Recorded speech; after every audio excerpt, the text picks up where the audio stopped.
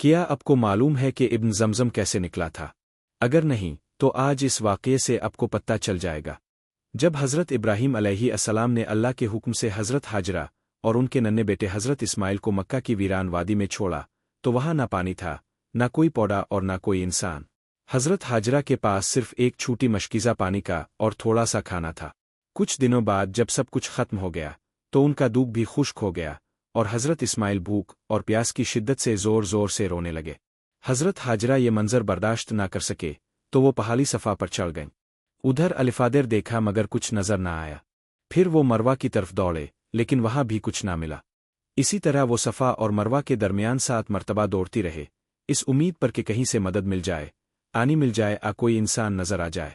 جب وہ مروہ پر پہنچی اور پیچھے دیکھا تو انہوں نے دیکھا کہ حضرت اسماعیل اپنے پاؤں زمین پر مار رہے ہیں اور جہاں ان کے قدم لگے وہاں سے پانی کا چشمہ پھوٹ نکلا۔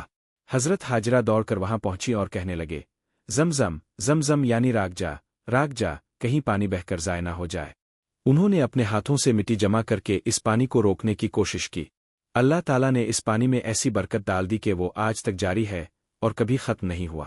رسول اللہ نے فرمایا کہ زمزم کا پانی جس نیت سے پیا جائے اللہ تعالیٰ اس نیت کو پورا فرماتا ہے۔ آج بھی جو شخص سچی نیت کے ساتھ زمزم کا پانی پیتا ہے اللہ اس کی دعائیں قبول فرماتا ہے۔